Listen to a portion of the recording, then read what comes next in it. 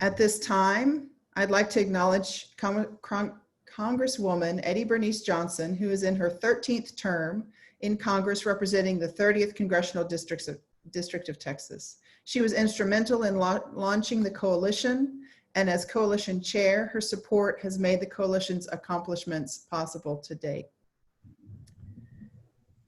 Let's listen to what she has to say to us this morning. Good morning, and thank you for tuning in to the second webinar of the 9th Annual Dallas Hunger Summit, hosted by the Dallas Coalition for Hunger Solutions.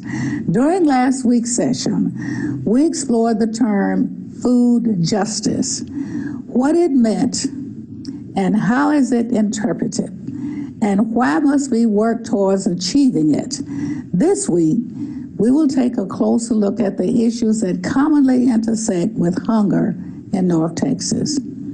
Rising income inequality is often prevalent in areas lacking food insecurity.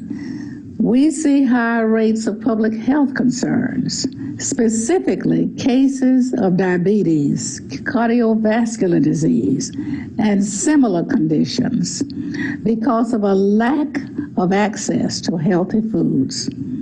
Through SNAP and WIC benefits, our education system is effective.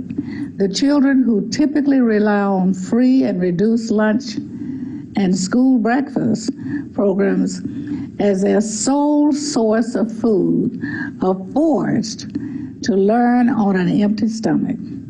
Food justice is also a racial justice. Each issue I have listed disproportionately affect people of color in our communities. The truth is that food security is something that impacts every one of us, either directly or indirectly. A solution to food insecurity would extend past the issue itself. If done the right way, we can at the same time take a meaningful step forward in solving issues of racial injustice, educational disparities, and higher rates of comorbidities in communities of color. Today's discussion will include several local leaders in food justice.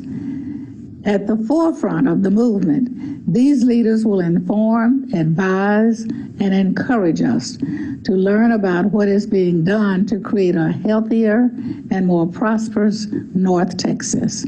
I look forward to hearing from all of our esteemed panelists, and I thank you. Good morning. Thank you to Congresswoman Johnson for that greeting. It's very encouraging to be with all of you, all of the many organizations and community leaders joining us online today as we learn about the issue of food justice in Dallas and what that looks like here in our own space. A number of organizations have stepped up to provide financial backing to help make this event possible. And we want to thank our 2020 sponsors, who are the Dallas Baptist Association, National Council of Jewish Women of Greater Dallas, North Texas Food Bank, United Way of Metropolitan Dallas, and the Episcopal Diocese of Dallas. Your continued partnership in this event makes it possible for us to educate, equip, and energize allies to advance food equity and security for all of our neighbors. Okay, now we're to the part of the agenda that we've all been waiting for. Our panel today, or our discussion today, is what would and what does food justice look like in Dallas? And it's my pleasure to introduce our esteemed panelists, and I'm honored to be part of this discussion. A point of housekeeping: if you have questions for the panelists as we're going along, please put those in the Q&A box, and we'll be monitoring those as we go. Angie Sanders is founder and executive director of Feed Oak Cliff, a nonprofit organization whose goal is to end food deserts in communities of Southern Dallas.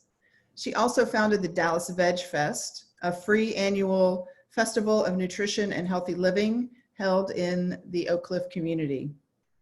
I hear this year it's going to be online, and I believe she's going to mention that for us and tell you how to get involved in that. A tireless advocate, Ms. Angie is recognized for her efforts to create a more just food environment in Dallas. We also have the Reverend Yvette Blair Lavallee, who serves as the senior pastor of First Methodist Evangelistic Church in Dallas. Her ministry is centered in the social justice narrative of the gospel. Her focus is on faith-based policy that addresses and abolishes food insecurity and displacement and gentrification of Black, Brown, and Indigenous peoples. Erica Mohammed is a homeschooling mom who likes to travel and to be around nature. She is the founder of Be and It Is Homestead, located in Dallas, Texas. As an urban homesteader, she's on a journey to agrarian self-sufficiency. Ms. Mohammed seeks to inspire, teach, and connect with others along the way. We also have Pless Montgomery IV, who is the co-founder of the Oak Cliff Veggie Project with his mother, Betty Montgomery, a registered nurse. Their nonprofit organization provides underserved Dallas neighborhoods with access to fresh produce, all while focusing on 3 points of purpose: education, cultivation, and preparation. The project manages multiple community gardens in Oak Cliff and West Dallas. Our co-facilitator today is Candace Thompson. She is the Community Outreach Manager with the Baylor Scott and White Health and Wellness Center at the Juanita J. Craft Recreation Center. And she is a member of the Coalition Leadership Team and my co-chair of the Urban Ag Action Team. And again, if you have questions, please place those in the Q&A box. And we will get started. All right. Good morning, good morning, good morning. Thank you, esteemed panelists, and we're gonna get our questions going. So there are several entries into the sphere of social justice. Why do you choose food as your entry point? And, so we can start off with Miss Angie, and then we'll go to Erica, Reverend Blair Lavallee, and then Pless. Good morning, Candace. Good morning, fellow panelists, and good morning to the audience. Thank you for being here. I'm honored to be among you. Why did I choose food as my entry point into social justice? It was really quite by happenstance. I think I'm living proof that God has a sense of humor, because I don't know how to cook, but I do know how to eat. And I live in Oak Cliff, and I shopped in North Dallas because of the lack of grocery stores, quality grocery stores in Oak Cliff. One day, 6 years ago, I was at my regular store, Albertsons on Lemon and McKinney, and realized they had a beautiful salad bar there, make your own salad. And I realized, to my dismay, there's nothing like that south of Interstate 30. And I thought that was an injustice. And you have to fight injustice wherever you find it. And I posted it on Facebook and got so many engagements, I realized that there are a lot of people who have these same concerns. And that was the beginning of my entry into this journey. And it's been an interesting journey. Thank you. Sister Mohammed? As for me, I wouldn't say that was my first entry into social justice. However, it's been the one that I'm probably most well known for. Okay. Because I did a lot of work in just trying to fight for Black people's rights. And I did a lot of work with the Oscar Grant case prior to even moving to Dallas. However, I got into food justice mainly trying to feed my family. I had my first child about 20 years ago and decided that I wanted to feed her nothing but the best foods. We've always lived in Black or brown neighborhoods with historically high poverty rates, whether it was California and obviously in Texas. And what I noticed is that a lot of the immigrant communities were actually growing food, even if they had small plots of land. And so that was inspiring for me when I was in California, when we literally just had a piece of not even a big piece of property, but we would try to grow as much food as possible.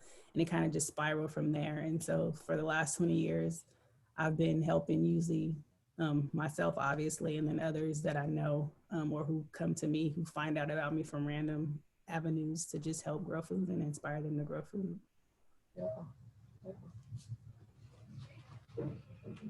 Good morning. Thank you for this opportunity to be here. So I actually come into this, my entry point is as the fifth great granddaughter of Matilda Berry, the fourth great granddaughter of Mariah Blair.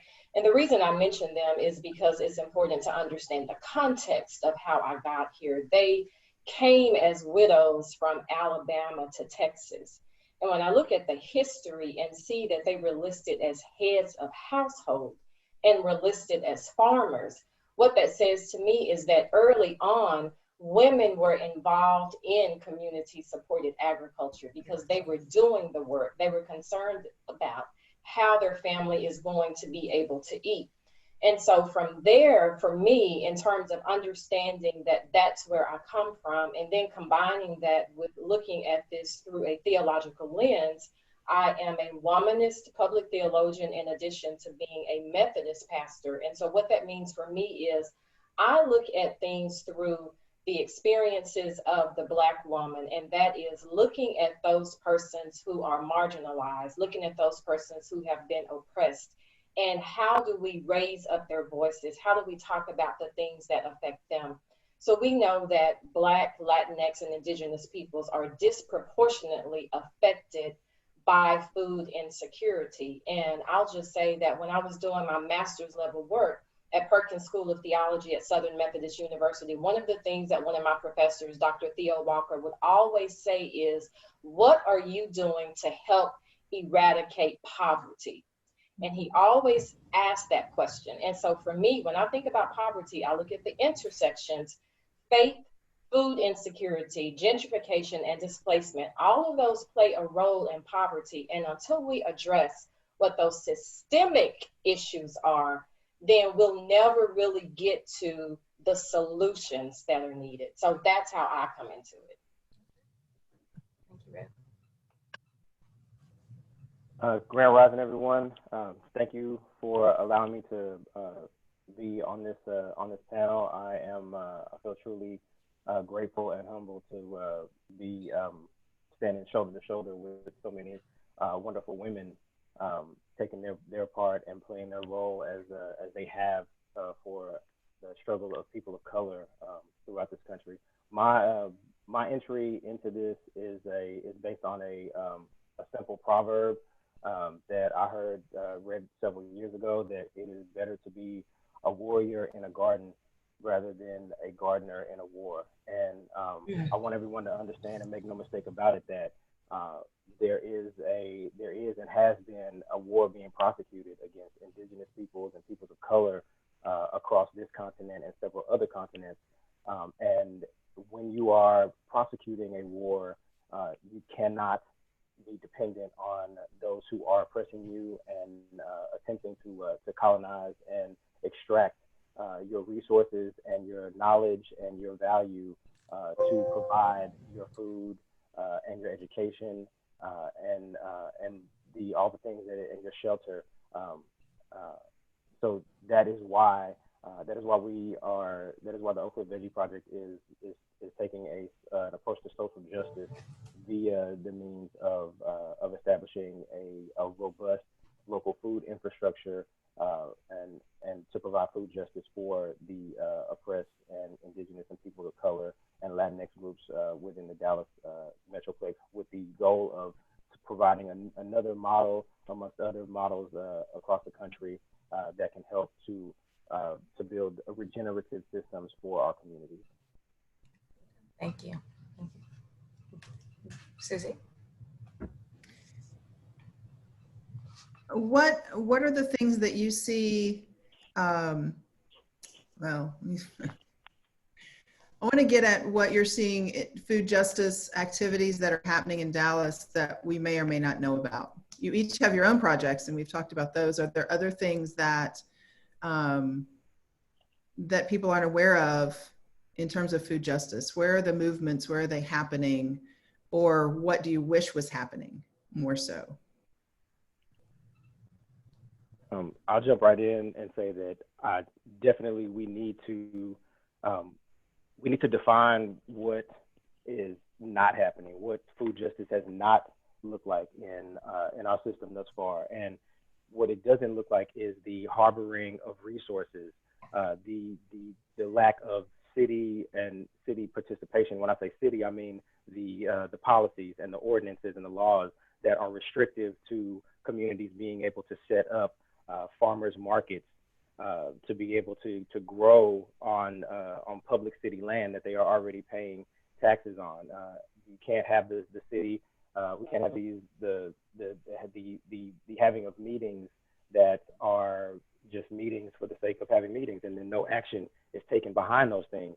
So the want of the city to build green spaces and provide environmental justice, and that those green spaces do not include a means for these communities to grow their own food, or for more food to be grown within the realm of the city.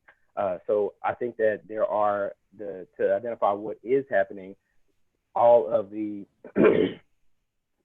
some of our churches, our local churches, are now coming to understand that the amount of land and wealth and community participation that they can hold is a very powerful thing, and can be wielded in a much different way. And those lands can be used to grow food on and provide a base of food infrastructure for their communities. I think that there are a lot of small pockets of people working within their own space. We just all need to come together to work collaboratively a bit more. I'll go next. I believe your question was what's going on that people don't know about. I think there are many things that most people don't know about because either it doesn't affect them or they have not developed a level of interest in the food desert situation, or as I call it, food apartheid, because there are great inequities. Dallas likes to craft itself as a world-class city, but in my estimation, you can never be a world-class city unless you address these inequities. It is really a tale of two cities, one north of Interstate 30 and the other south of Interstate 30. There are community gardens like Plez and his family own and manage. There are mobile markets that are being developed. There are, I think most people know about food banks, but there are collaborative efforts that are going on. I would believe that most of the people who are in attendance today have a level of awareness that drives them to this event. Mm-hmm. It's the people who are not here that don't know what's going on. We are each operating in our own little pockets, but we do collaborate in many areas. There are so many inequities that haven't been addressed, and it's such a systemic problem. As Plez mentioned, what's not happening is involvement of the city on some level and the county on some level, but also there's a lack of corporate involvement to a great extent. However, I have been contacted by a couple of corporate representatives who miraculously realized during this past summer, during the pandemic, during the protest, that, oh my gosh, there are inequities in the entire system. And now that they are awakened to that, seem to have some level of interest. Now, the caveat to that is corporations are notoriously risk averse, and they have boards that they have to answer to, and they have shareholders that they are incredibly beholden to. So what is not happening, in my opinion, is a level of involvement from the corporate structure that is going to really allow substantive changes. They're going to have to be visionary, and they're going to have to be bold to step into this area without regard of, oh my gosh, we may offend some of our shareholders. You will offend some of them, but some will be grateful. Thanks. I think what is not happening is enough activism. I live in District 8, and it's also where my church is. First Christian Methodist Evangelistic Church is in District 8. And last year, we lost the last full-scale grocery store in this area. And when they bailed out, our city council representative said that we were in danger of being in a food desert. So like my colleagues, I don't subscribe to that word food desert, because that implies that it's a naturally occurring phenomenon, meaning that there's a food desert on one side and a food oasis on another side. So we do have to call it food apartheid and talk about the systems and the structures that are at place and the policymakers who make a decision that says it's okay for this neighborhood to be without a grocery store. Meanwhile, on the other side of town, on the north side of town, you've got Whole Foods. So why is it that we have a Whole Foods market on one end of the town, and on the other end of the town, we have just a bunch of corner stores? And corner stores are not a replacement for grocery stores. So I think, number one, there's not enough activism that's happening. There's also not enough education and awareness that's going on. If we're not talking about this, then there's no way to begin to talk about the solutions that are necessary. Yes, there are community gardens that are springing up. I believe that the church, as Ples said, has a responsibility to be more involved. That means, as he said, utilizing the land to allow farmers to, excuse me, to allow farmers to come and have farm stands there. We need to be doing more community supported agriculture. And even beyond that, we need to look at how do we utilize our kitchens? A lot of the churches have these commercial kitchens. And so how do we utilize these commercial kitchens to be able to start addressing the need for food in our areas? And that is healthy food. And then thirdly, I would say, in terms of what we're not seeing the education that says exactly what it is that's missing in the area. We say grocery stores, we mean full-scale grocery stores that provide affordable, healthy, cultural, and diet-specific foods. You cannot expect for people to maintain and to have sustainable, healthy food by going to a corner convenience store where at best you're getting bruised bananas at the checkout stand and maybe a loaf of bread. And so until we talk about what the disparities are, then we're not going to be able to get to those solutions. One thing that I see, I believe the question was what is going on that we don't see. And I know for me, a couple years back, I was so busy being caught up in terms of like what everybody was doing on like, I guess citywide. But there's also a lot of home gardeners that happened prior to the pandemic. Like there's so many elder Latino and or Latinx and Black older people that actually have gardens. If you actually walk neighborhoods, you'll see where people are home gardening, and they're more than willing to share their information, but they may not be on social media. They may not be, where they're out trying to be the face of food per se, but there are plenty of home gardeners. And now with the pandemic, it's even more. And so I think that's another thing that people maybe not as visible, but that there are plenty of people out there trying to grow food. And obviously there still needs to be some of the other institutions, like people have been saying, because they're not growing grains and, beans on a large scale, which actually are a very affordable staple goods that help people subsist. However, I do think that oftentimes the home gardeners who don't choose to be the face of food are beyond overlooked. Mm-hmm. Definitely. Thank you all. So not unlike other large cities, Dallas nonprofits do well with promoting alternative food movements. Some of them have been raised here, as far as like community gardens, the food pantries, the food giveaways, and the food bank. And we know that giving away food does not eliminate the root cause, the root systemic issues of why people, need food in the first place. However, many of the said nonprofits, their leadership does not necessarily reflect the communities that they serve in terms of, so what kind of change do you think that is needed for Dallas nonprofits to pursue a more equitable food system? One of the things that pick that one up. Right. I think one of the things that's needed for the nonprofits is we need land to in order to cultivate on that is not land. And when I say land, I mean land that is not going to be, that they don't have to worry about being taken away in a year. So not short-term leases on land that does not belong to them. Transfer of land ownership? Yes, land ownership or partnering with groups that have that do own land who are amicable to using it for cultivation. There also has to be the continued building of the infrastructure necessary to move that produce around. Also, the zoning laws and the implementation of that land, being able to use that land for crop cultivation.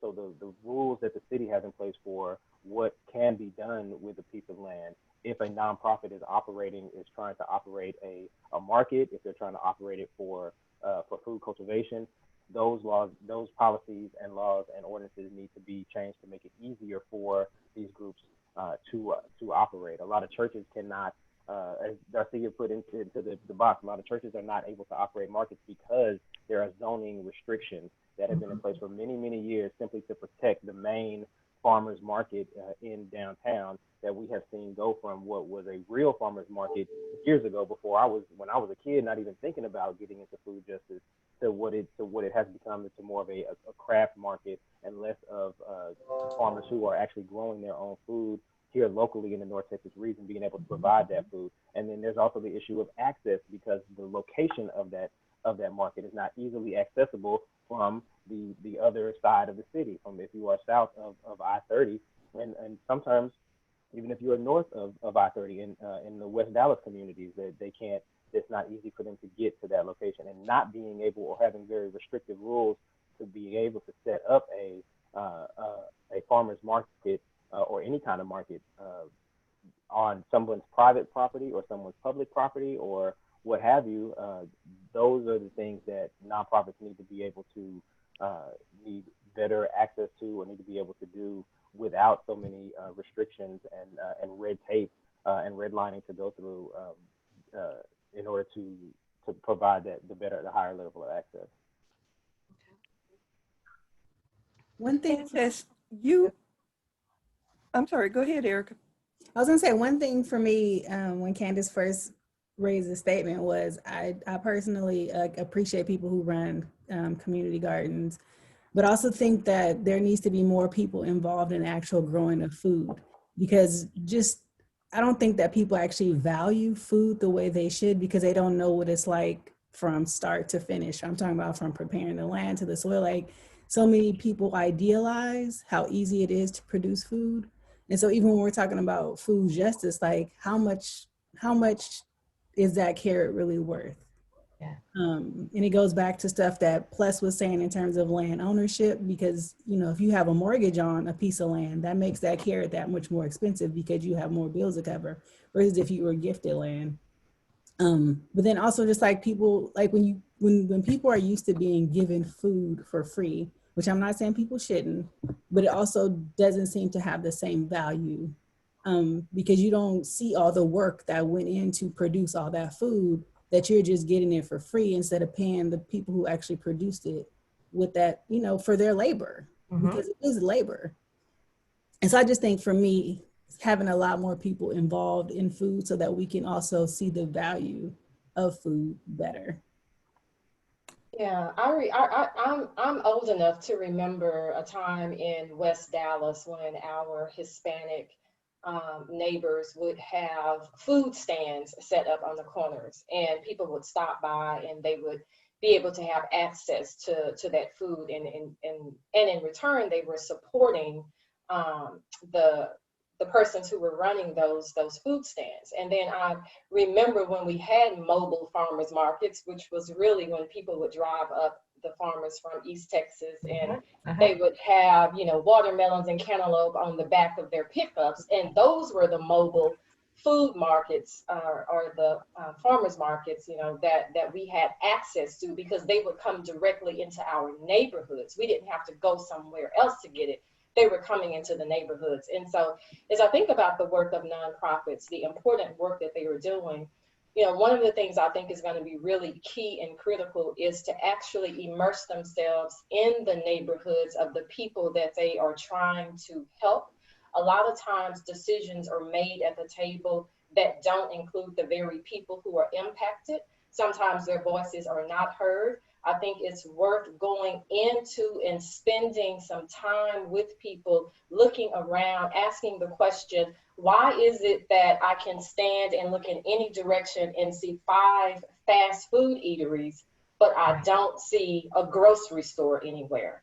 Why is it that I can drive through and see, you know, all these other businesses, but I don't see a grocery store that allows people to have access to fresh, healthy, and affordable food? So I think those are going to be the kinds of things that are key. And then to begin asking those questions, what is the funding that is needed? And let the people decide in their neighborhood how that funding can best be utilized for them, because nobody else can tell you like you can.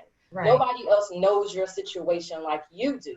A lot of times, unfortunately, what happens is somebody is over here making decisions, coming up with a plan and saying, we're going to allocate X amount of dollars to do this, but they don't have the conversation with the people to understand how those dollars really need to be utilized in that area in the way that matters to them and that's going to meet their needs. So those would be the things that I would say that I would really encourage nonprofits to do. You asked, what do nonprofits need? And I would say there are 3 things: power, access, and funding. I was surprised to find that there are hundreds, perhaps even thousands of nonprofits in Dallas. Mm-hmm. They fall into 2 categories: the mega nonprofits and those that are very small ones like mine. The larger ones, Candace, you mentioned the leadership in those. And in many cases, there is a lack of diversity in that leadership. And there's power and access in the people who run those nonprofits, but they don't necessarily have boots on the ground. They don't have people who are actually down in the dirt, working in the community where they say they serve. And to open up the membership, to open up the boards, to collaborate with people who know the community, who know the needs, so that it's not just sitting there like Lady Bountiful giving to a community that you're really not, and I've seen this happen, that you're really not that involved in. You are perhaps doing something that makes you feel good, but may not be what is wanted or needed in that community. So to actually work with the people who know what the deal is. Let me say it like that. Work with the people who know what's really going on and listen to them, not just take their ideas and run with it, but listen to them, involve them in the decision-making process. And if you are an individual on one of those boards of the mega nonprofits, truly collaborate, truly join in as a team with the smaller groups and work in tandem with them. Not just, I'm going to listen to you, I'm going to absorb your ideas, and then I'm going to do it the way I think it should be done. Because what ends up happening is you turn off the people that you say you're trying to serve, and then you're confused about why it's not working the way you hope it is. I believe most people in nonprofits have their hearts in the right place, but we are so segmented and so siloed and yes, so segregated in this city that there is not the needed level of close interaction that would be helpful.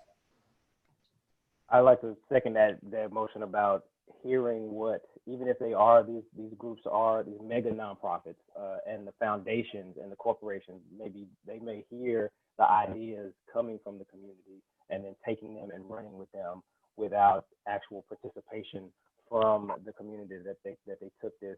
And I'd like to take the opportunity to say that the reason why you often hear people of color, our communities refer to white people as allies is because this is the language when oppression is happening, when a war is happening. If you are an ally, your business, your job is to help. You don't get to lead, You don't get to direct. You don't even get to suggest. You ask, how can I be of service in this mission that you are on to free yourself from this, to move yourself out of your current condition, because no one can tell someone how to escape their condition except those people that are in that condition. And these communities know what they need. They have history and lineage, and education is there. The will is even there to make it happen. What's lacking is, again, what Ms. Angie Sanders noted, is the funding and the resources and the land to do it on. Thank you. Yes, thank you. In fact, there were a couple of questions that I was going to ask that you all have already spoken to, so I appreciate that. I have two questions that are in my mind. The first one is, and they're unrelated. The first one is about agricultural production methods. What do you all see as the healthiest options in terms of production methods? What should we be working on establishing? We should be working on the soil. We have to start there. The earth is what provides these things, and we need to understand the nature of the soil and the history of the soil where we currently reside, and practice regenerative, put into place regenerative practices, as taught to us by George Washington Carver, about these holistic practice that maintains the health and the well-being of the soil, because that is how you produce healthy food that is going to sustain our bodies and our communities. We also need to be looking into hydroponics and into raised beds. There are some areas where you literally cannot grow on the soil because it has been so depleted and it is full of lead and pesticides and other poisons. So understanding, literally starting from the ground up, to use a cliche term, is that we have to get back into the well-being and the health of the soil, and being able to get those things, to get that tested, and understanding, building up from there, and also growing in a regenerative and cooperative way with the soil and with the seasons, and with the region of the earth that we occupy. We got to get away from this idea that, oh, I've got to have strawberries all the time. Well, maybe you can't grow strawberries all the time, or you can't grow tomatoes all the time. That's okay. We have a history and a tradition of Sister Erica spoke to the cultural relevance of the food. So there are lessons in history there that we need to fall back to, and operate in a much slower pace than what the industrial complex systems of agriculture and monocropping have progress for the sake of progress, and just moving faster and faster and not actually getting anywhere, have pushed our society to. And that is, if we start there, I feel like we start there with the soil and the health and the well-being of the soil, that will give us the understanding of the value of the food that we are producing. And that goes through every level of the system. The workers, the reason why we want cheap food, but we don't understand that there are people who are paid little to nothing to this very day to produce that food, and have had zero protections throughout the entire lifespan of the industrial agricultural complex. And those are things that on a local level, we can start to build systems that do not function in those same ways, and build the value. And once living wages in other areas of society where justice is provided, we can then all receive the benefits of it. We can grow our own food here. We can then pay for that food by people who are working it or transforming it into meals, and then we can all grow and be healthy together. This is a great question. I find that many people who don't have a background in farming and have never done it, but now all of a sudden they want to have a garden, are under some misperceptions of what that means. It's more than just buying a seed, putting that seed in the ground and watching something grow from it. I'm an East Texas country girl, so I've grown up around this. I've been in Dallas much longer than I was in East Texas, but I've still got property there, and I know how soil is so critical and how the proper preparation is critical, and crop rotation, because in this country, we tend to take. This is an environmental issue. We take from the soil, and we don't replenish it. We don't feed it back. But that's just like if you went in your kitchen and you ate everything that was in there, but you never went to the store to refill the cabinets, then pretty soon you're in a dire situation. So farming is not just dropping a seed and reaping the harvest. You contact people like players and other people who are knowledgeable of it, and let them help you, because I know for a fact players is very helpful and knowledgeable and willing to help everybody. But also understand this: there is an entire system that many of us don't know about, and it is actually something that makes farming effectively more difficult.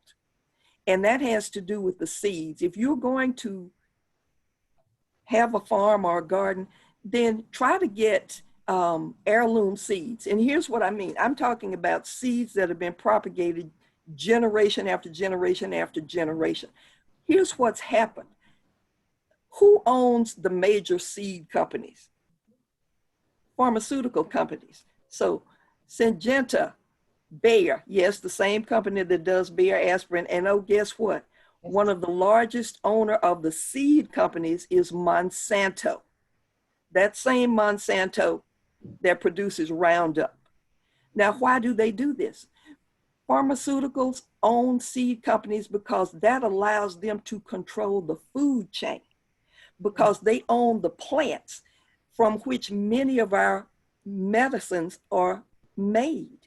Correct. And what they've done to the farmers is they have seeds for sale. You're a farmer. You want to raise your crops. You go, you buy your seeds, you plant them, and you hope that, like your grandfather or great-grandfather did, you reap a good harvest.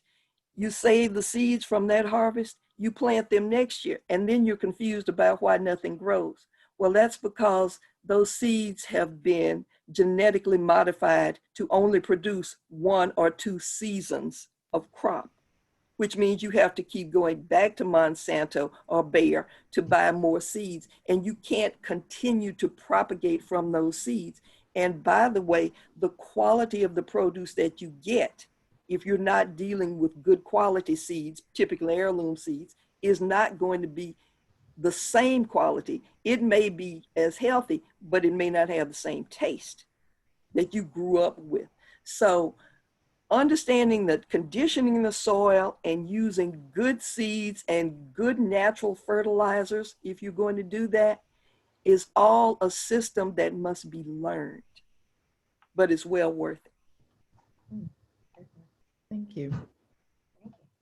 Definitely get an education here this morning. So thank you. And so this is brought up, Reverend Wabet, you brought it up, and then also plus you brought it up, and so and that has to do with the agricultural industrial complex and the way that we engage with food and talk about food. And Erica, you mentioned this as well, as far as our value of food.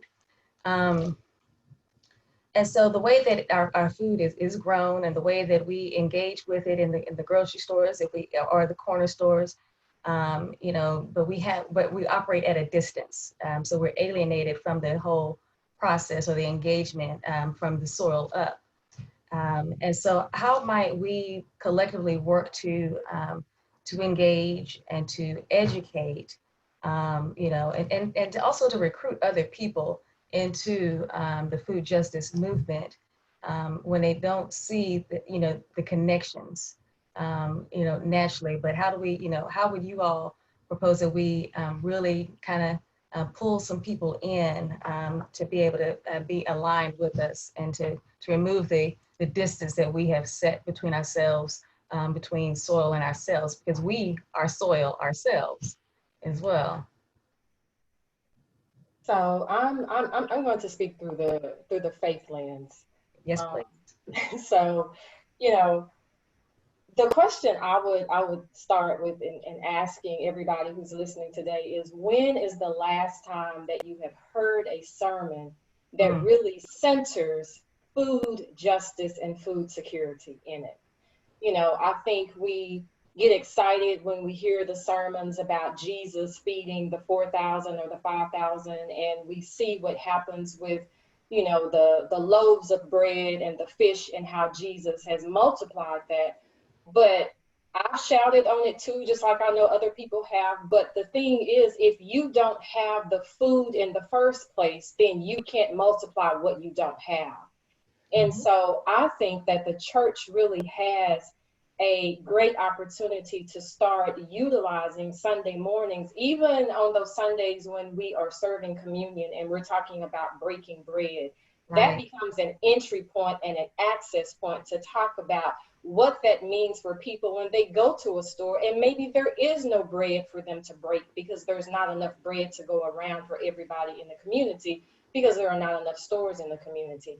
I think even when we talk about collaborations and partnerships and whose responsibility is it, it's all of our responsibilities. And so I would love to see the churches getting more involved with the people who are doing the work on the ground. So with Erica, with Pless, with Anja, get involved with them, bring them in so that we can start having workshops to educate people, to talk about what this work is, so that we can then be equipped to be able to talk about it and then to start advocating for it. You know, in God's economy, there's abundance. There's no reason that we should be operating at a level of scarcity. When we look at Genesis 1:29, and God says that there are, you know, fruit-bearing trees that are available across the whole earth, and that those trees are there to be food for you. Well, when we talk about the whole earth means in these zip codes where people are living in impoverished areas. So there needs to be food in that part too, because that constitutes the whole earth. And then the final thing I'll say is I want to challenge us in the faith community, particularly those who are, you know, preachers. If there aren't any preachers watching, but there are persons in, you know, the congregations, then by all means challenge your pastors. Look at that passage in Mark 8 again. When you see that Jesus has just spent time speaking to all these people, the day has grown long, the people are hungry. The disciples say to Jesus, just send them home and let them figure out for themselves how they're going to be able to eat. And then Jesus says to them, what do you have? What do you have? And if we look at that from two different aspects, from the aspect of the disciples asking, that they're speaking from a place of privilege because they already have something and they're saying that the other people should be responsible. And then if we begin to look at ourselves as those people who are in need of food, and then asking, why is it that we are in need? And then begin to understand that there are so many people in our communities who are in need, then let's start having those collaborations. Let's start having those partnerships. Look, where we sit on Hampton, there are no less than 10 churches in, you know, what's called Church Row. There are no less than 10 churches. There's no reason that we should not be collaborating with one another. There's no reason that we should not be bringing in nonprofits. There's no reason that we should not be bringing in people who are doing the work with boots on the ground and talking about how can we collaboratively come together, talk about what this issue is. I saw a question pop up in the chat that talked about affordability. There was a time when prescriptions were being given out for people to be able to even get access to healthy food. Maybe we need to come up with some sort of faith-based policy, some sort of prescriptive policy that makes sure that everybody has access, so that you're not walking into a store looking at what you need, but you don't have the resources to do it. I think that's where the church can step up a little bit more and be more responsible in this area. Thank you, Ed. I think we have to start with the to bridge that gap between ourselves and the soil, we definitely need to address our youth and make it mandatory that some kind of agrarian education is part of curriculum, starting from at early elementary education and moving forward from there. That is going to be one of the main ways in which to bridge that gap between ourselves and the soil, to understand the value of our relationship to the soil, and the fact that that everybody eats, that everyone needs food, and the production of food. There are some things that are grown: soy, corn, cotton, tobacco. These things are considered commodities within the capitalist structure, and the fruits and the vegetables are considered specialty crops. And the amount of money that is put into the programs to grow those things, to grow the commodities, versus what's put into the ability for farmers to grow these specialty crops, is the difference in that amount of money is absolutely staggering. When and that's all done because of the way that capitalism works. They want to, and this goes back to the food justice issue, like the health of it. The corn is processed into high fructose corn syrup, and that is a cheap way to create sugary drinks and sugary unhealthy snacks. And where do all those unhealthy snacks and sugary drinks end up? Right at that corner store that is more pervasive in these communities that do not have access to healthy food than that do have access. So making the transition into the curriculum of agriculture and agrarian practices at an early age, that is definitely one way to bridge the gap between ourselves and the soil, and also the understanding that we have to step back from this our addiction to this convenience minded society, that everything should be right there for the having and the taking at any moment's notice. The Amazon is great if you can't leave your house and you can't go and get anywhere, but the idea that I can press a button and then it shows up at my door within 8 hours is not the truth of how the world works. And I mean the world, I mean nature, and everything works. It takes time to produce anything. It takes 21 years to be 21 years old. It takes days and months for a seed to become something else. Even if you cut down a tree and make it into a chair, it takes time. It doesn't just happen immediately. And we have gotten far too used to this idea that we can have whatever we want at whatever moment that we want it. And I also agree with the Reverend about the participation of our churches. There are so many churches, and they have access to a great wealth of land, and the ear and the eye of the entirety of our communities. And we do need to be working more together in order to bridge that gap and give out, spread the history of of the connection of Indigenous peoples to the land, and the practices that allowed Indigenous people and communities of color to survive when there was no instant gratification available, when they were being oppressed and they had to provide things for themselves that were not being given, when there were no corporations to ask for money, there were no foundations to ask for money, when the government was giving out 40 acres and a mule just for the police and the Ku Klux Klan to come and run those people off of their land in order to because they didn't feel like that was the right thing to do. We had to make a way to survive, and we need to get back to that understanding of we are still in that position today because of those laws that were put in place, and those laws need to be changed in order for justice to be inclusive of everyone and not just us being the capitalist white supremacist structure that we currently find ourselves in today, and that we've been in since 1619. If I may say something very quickly, we've been talking about growing our own food here and how difficult or how easy it is and various methods of doing that. I want to put in a little plug for my organization, Feed Oak Cliff. We are having our 6th annual Dallas Veg Fest on Sunday. It is going to be virtual this year, but we have Drew Demler of Big Tex Farms, Big Tex Urban Farms, and he is going to do a class on growing your own microgreens. And that can be your entree into working with the soil and learning how it goes, learning the process, because it's not put something down there and it pops up overnight. Even what he's showing will take a few days, but it's a simple process. But it's something that you can learn. We will have 17 videos on health, nutrition, growing your own, fitness classes, cooking demos, and everything. It's going to be Sunday on YouTube on the Feed Oak Cliff channel. I will drop the link in the chat.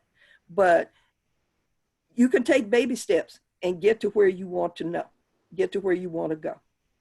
So one other thing, somebody asked in the chat, where do we get healthy seeds? The first answer I would give is, if you know one of those old farmers that was mentioned a little bit ago that used to bring their watermelons to Dallas, if you can find an old farmer, and they're all over East Texas, they probably have seeds that have been propagated generation after generation in a healthy way.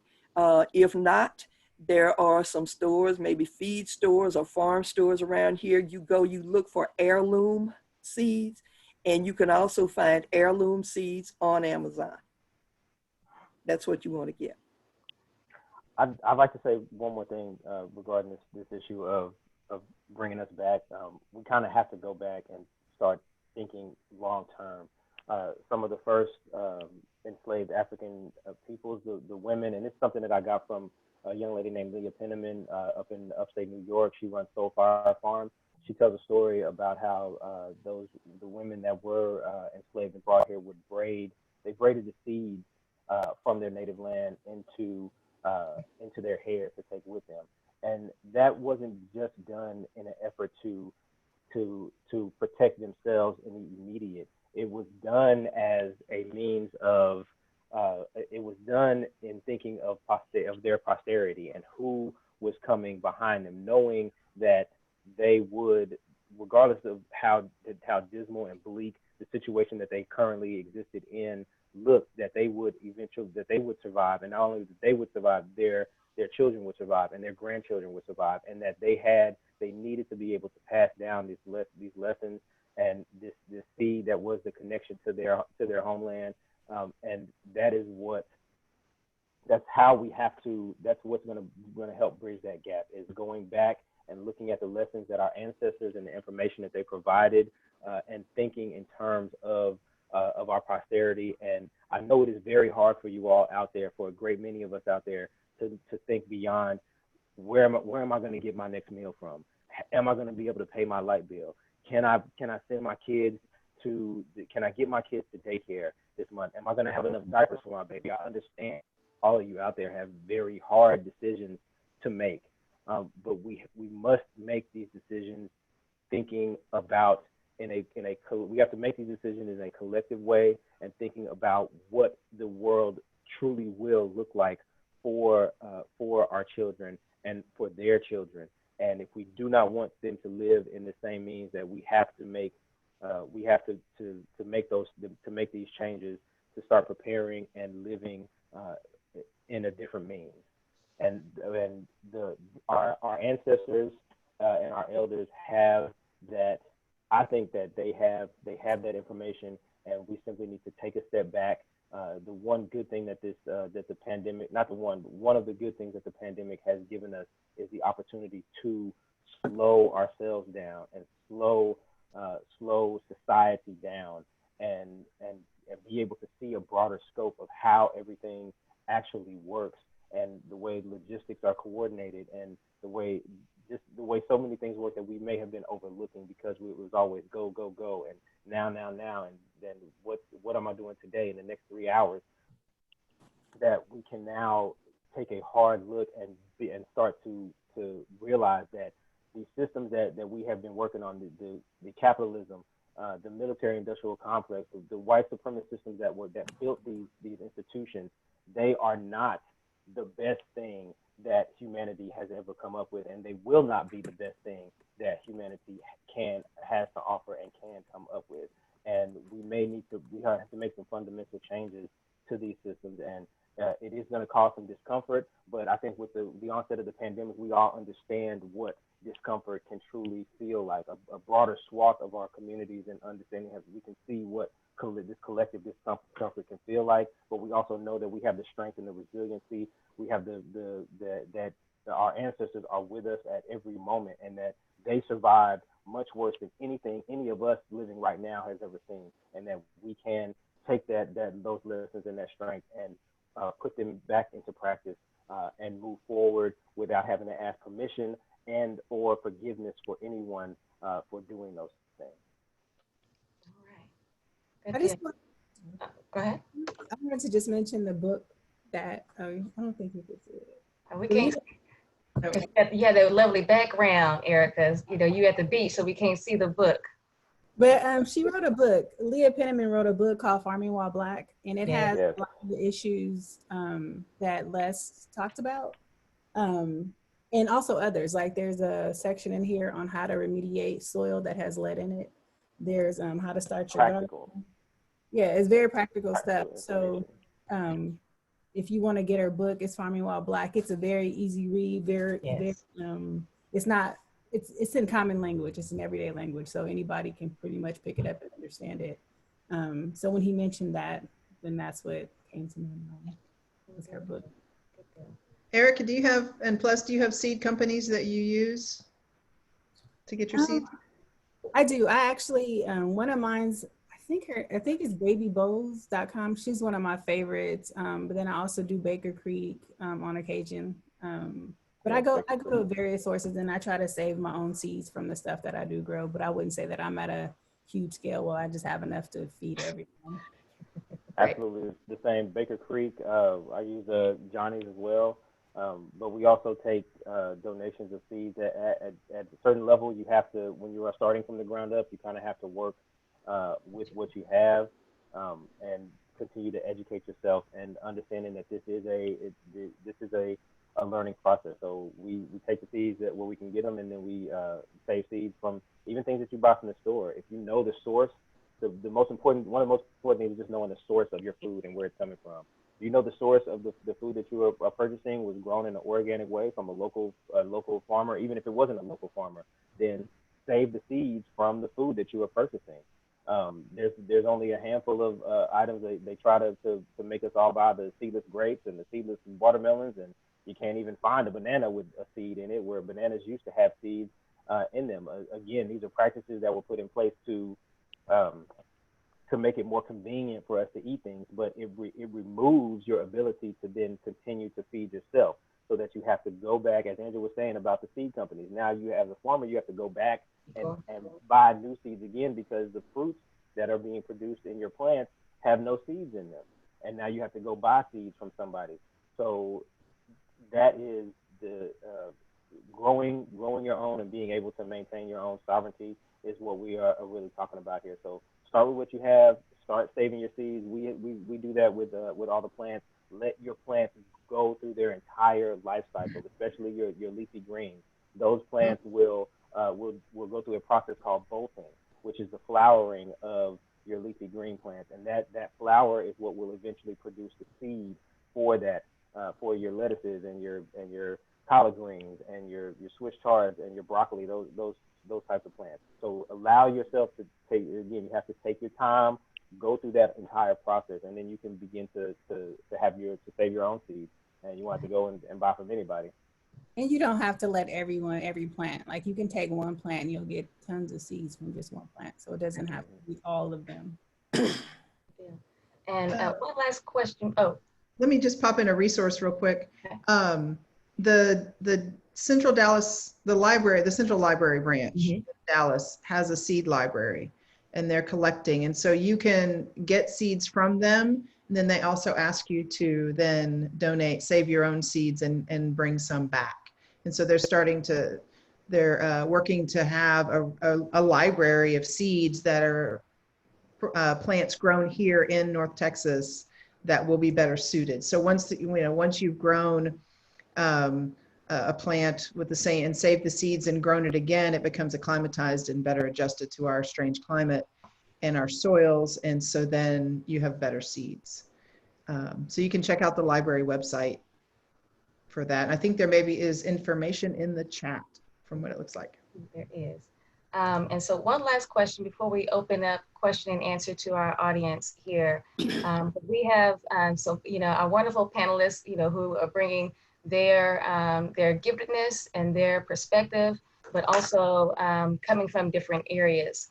And so we would like to know how, and I'm sure a number of the 150 plus people who are on this call this morning would like to know how they could, get involved or come alongside you and support the works that each of you are doing in your areas. And if you could just let them know what does it look like and how they can get involved. And so Ms. Angie has let us know about Veg Fest, which is this weekend, but I'm sure that there are other opportunities as well. If you could share that, please. Thank you.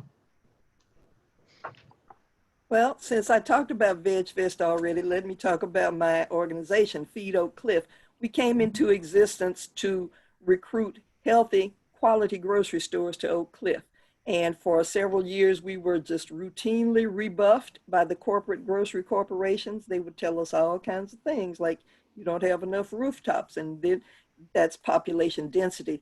And if we showed them places that were densely populated, they would say, well, it's not the right kind of rooftops. So we don't need to talk about what that's code for, but it's code. So what we are now engaged in is attempting to build our own community-based grocery store, as well as our annual Veg Fest event. We can use all the support we can get in this endeavor because it is like climbing Mount Everest in flip-flops. You can get there eventually, but it's going to be a hell of a climb. So if you want to get in touch with me, you can email me at feedoakcliff, that's FEEDOAKCLIFF @gmail.com, or call me. My cell is 214-455-6204, and our website is DallasVegFest.com. And I can put all of that in the chat if that would help. But we'd love to have you. They got you in the chat already, Ms. Angie. Oh, great. Put it in there for you. All right. So I am at First Christian Methodist Evangelistic Church in the Redbird area of Dallas, located at 7575 Southampton Road. We are in the process of needing to till our community garden. And then we also have a vision of designing a prayer labyrinth to go alongside it, because we want to be able to offer something to the community where people, in addition to being able to come and be a part of the harvest of what we're doing in the garden, to come and grow with us, we also want to provide a space for people to have a place of praying and to commune with God in that way and with one another. So if there are persons who have experience in that kind of landscape and would want to be a part of that project that we are doing, I would love for you to come and meet with us and meet with our ministry that's working on that. You can reach me at 972-283-1000. That's the number to the church. Again, it's First Christian Methodist Evangelistic Church. Or you can email me, yvet@yvetblair.com. Thank you, Rick. The Oakland Veggie Project has, over the past couple of years, we have set up several community garden spaces. And just on that note, like, we are going to be moving away from using that terminology. Like, what we want to set up is micro farm spaces throughout the community. Our goal is to cultivate enough of these spaces so that the entire community, as we know, Oak Cliff is one of the biggest portions of land within the city of Dallas. Like, there's almost a 50% chance if you have a Dallas address that you live somewhere in Oak Cliff. And we want the entire community to return to this collective practice of community cooperative cultivation. So that means the churches, the churches, daycares, hospitals, city parks, all of these spaces, especially with the advent of the city and city leaders. I got to call y'all out and talk to y'all for a second. The designing and the wanting to implement of these green spaces that are going to help provide a more sustainable and have this environmental impact. We need to, the agriculture can help provide the sustainability aspect of providing a healthy environmental impact. We can plant, instead of just planting trees that maybe they look good, or we think they're going to provide a little shade, we can plant fruit trees in these parks that can then be collectively harvested and stored at cold storage units that can be placed at our churches and at our hospitals and at our community centers. The recreation centers can host these types of things. All we need is for yourselves and the park board to change the manner in which you are looking at and operating and partnering with and moving our hard fought tax dollars into what is going to help to build a more sustainable and environmentally friendly Dallas. That was just a little caveat as far as what more food justice can look like. If you would like to partner with the Oak Cliff Veggie Project, we would certainly like to partner with you. We can help get you the resources that you need, whether you are a church, whether you're a hospital, whether you're a community recreation center, even if you're a daycare taking care of the younger kids, the 1, 2, 3, 4-year-olds. There's space for them to still participate and work in agrarian education that you can provide for our youngsters, so that they understand that carrots come out of the ground and not out of a can. As well as hydroponics education, I can provide that can be provided as well. So you can contact the Oak Cliff Veggie Project at oakcliffveggiestore@gmail.com, and you can contact me directly at 214-533-9222. We host free produce distributions and garden workshops / work days every Saturday across the community at our current garden locations. And we are very, very eager to partner with your church or your group or whoever to set up more of these micro farms within our community. It is hard work. It is going to be work, but if you have a dedicated team of 3 to 6 people, you can set up a plot of land. You can set up a plot big enough to feed hundreds of people. And trust me, people, it can be done. We can do this together. And right now, more than ever, we have the time to make it happen. So contact us. I got to shout out my sister, my soil sister, Garcia Houston. She is a wealth of knowledge and experience in soil regeneration and regenerative practices of cultivating and growing our specialty crops, right? So if you're looking for some help, you can contact her directly, especially if you want to grow and you don't have access to land like that. Like I live in a home where there's land in the back. We have a backyard, so we can put a raised bed there or grow directly into the ground. But maybe you live in an apartment and you need some help with designing something to what can you grow just on your porch or on your balcony or whatever it may be. Those are definitely things that she can help with and help to implement all of these things that we've been talking about with collective growth. And Erica? Oh, I'm Erica. I'm a home gardener. I don't have an organization. However, I used to have work days, but due to my life situation right now, those are canceled possibly until the spring. Okay. But if you have questions for me, just feel free to contact me at beititishomestead@gmail.com. All right. Thank you. Thank you. And now we can move towards the questions that are in our question and answer. Are there any connections with African American and Indigenous local farmers? I would say most of those connections are probably in the home growers that Erica was talking about earlier. There are unfortunately not a lot of what would qualify as, one might qualify as a farm within the space of Dallas itself. If you are looking to, there is one really nice, it is a Mexican vegan food business called Reina's. They prepare indigenous meals that are plant-based meals.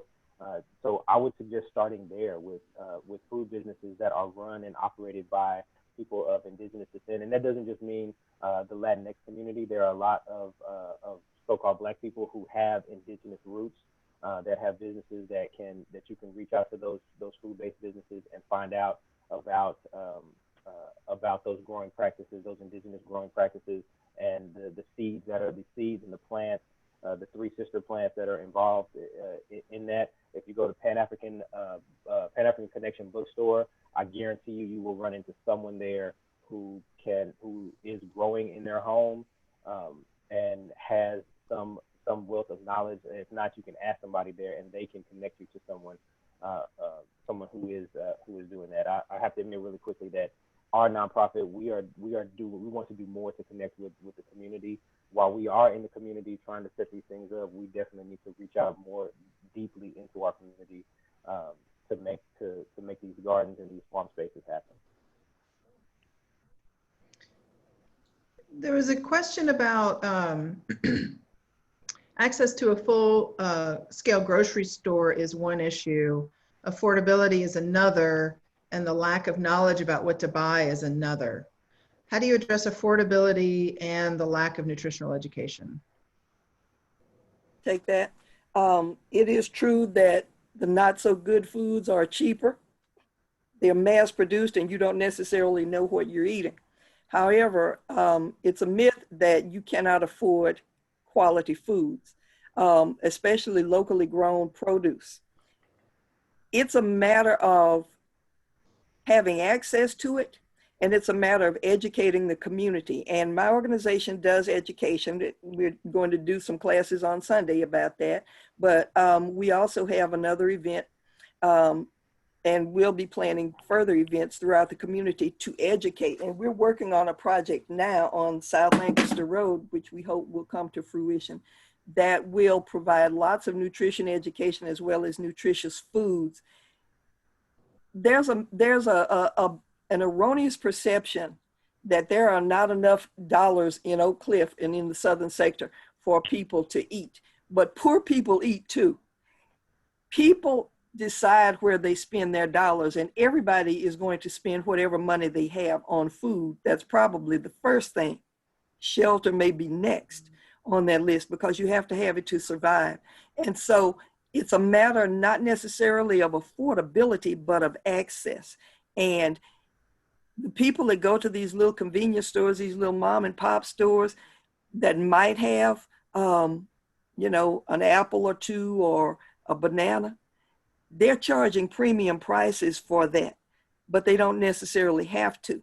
See, the fact that a store is located in a poor community does not necessarily mean that the prices are lower. Right. You go to the dollar stores all day long, they have food. It's typically seconds and thirds, not first run food. And if you buy it, you may or may not pay a lower price for it because dollar stores are not always cheap. Not at all. What they are is community grocery store killers, however. Mm-hmm. So one of our missions is to stop the proliferation of dollar stores in the southern sector because there are very few north of downtown Dallas, and there's a reason for that. There's a predatory business model in many cases. So don't be fooled. You can spend your food dollars wisely and get quality food. It's just a matter of making sure there's access to it. I think another thing for me is like so many people talk about full-scale grocery stores, and once again, I encourage people to think about the immigrant model. Like you could take Indians, for instance, they have plenty of grocery stores. They're usually simple base where you can get your basic needs met, but we're all, I think in general, that we all get caught up in the colonialized method of how we shop at grocery stores. And one of the ways you can start is by having a small store that sells basics, including fresh produce.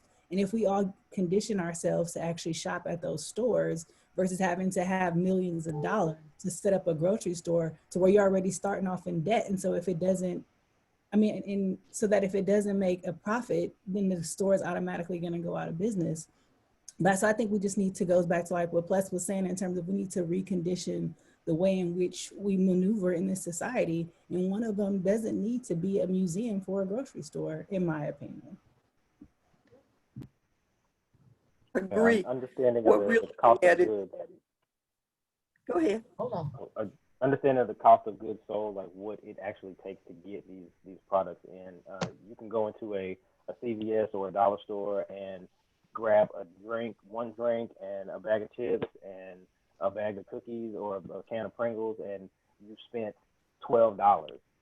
And the same goes for going to a fast food restaurant. You're going to spend $12 to $15. That same amount of money can be used to buy to purchase fresh produce and make a meal that's going to last you more than the 5 minutes that is going to take you to open that bag of chips and finish it. And it's also not going to lead to the detriment of your health for that matter. The establishment of a grocery store is something that has been definitely tried in the Dallas area. I think that it can be done, but this is again something that we have to have the same way that that the mega nonprofits are able to raise money, that the mega churches are able to raise that amount of money to continue to build on their property and create these great giant sanctuaries for worship and praise. The community can come together to bring the monetary resources together to set up a grocery store that is going to sell what the community wants, food that is culturally relevant, that can be procured at a price that is affordable for those communities. Like for a family of four, whether that family of four is making $100,000 a year or $30,000 a year, that family is spending the same amount of money on food on a weekly and monthly basis. It's just a matter of the choices of access to that food that they have. And we need to increase those choices, because when the choices don't exist, now you have to go, that business can be predatory. It can be extractive of your value because you don't have any other means of, you don't have a way to say, you know what, I don't want to do business with you because you are trying to take advantage of us here in this space. Plus, I'm sorry, I have to be the one to end our conversation. I know that we could all go on and talk like for hours more about this, because we're all passionate and have learned so many things that everybody else needs to know. And I look forward to further discussions in the community about things we can do and projects that can happen to make Dallas better and to bring in more food justice for Dallas. Candace? All right. So thank you again to our panelists. And so just have a couple of announcements. So again, my name is Candace Thompson. I am the Community Outreach Manager for Baylor Scott and White Health and Wellness Center here at Juanita Jewel Craft Recreation Center, where we work to improve the health of our community, one person, one family, and one community at a time by focusing on the intersections of medical care, nutrition, education, and physical activity. And I am also a member of our leadership team for the Dallas Coalition for Hunger Solutions. I'd like to remind you that there are 2 more webinars in our series on food justice. And if you're not already registered, please do. You'll want to visit the eventbrite.com and search for the Dallas Coalition for Hunger Solutions to sign up for these upcoming topics. On October 2nd, it will be post-pandemic rebuilding with more equitable food policies. And then we have another one on October 9th, activating Dallas for food justice, which I think everyone who is participating today will definitely appreciate having that opportunity to attend those. At the end of our final webinar on October 9th, we will give away 5 $25 Amazon gift cards. In order to receive a gift card, you must attend all 4 webinars. And make sure you type your name, organization, and email address into the chat box before leaving the meeting today, so we know that you were here. And winners will be announced after we return from the breakout sessions on October 9th. And so there should be a reminder, for everyone inside of the chat box to put your name and your organization in there. And now we are about to end, and so to adjourn, and we have some evaluations. So on behalf of the Dallas Coalition for Hunger Solutions, I want to thank our esteemed panelists, Angie Sanders, the Reverend Yvette Blair Lavallee, Ms. Erica Mohammed, and Mr. Ples Montgomery IV. I would also like to thank the members of the Planning Committee for this year's Hunger Summit, and they did a fantastic job. I wanted to recognize the leadership team of the Dallas Coalition for Hunger Solutions as an amazing group of talented and committed leaders who appreciate the value of bringing organizations together and community leaders to work in partnership. We can achieve so much more through the coalition than we can by ourselves.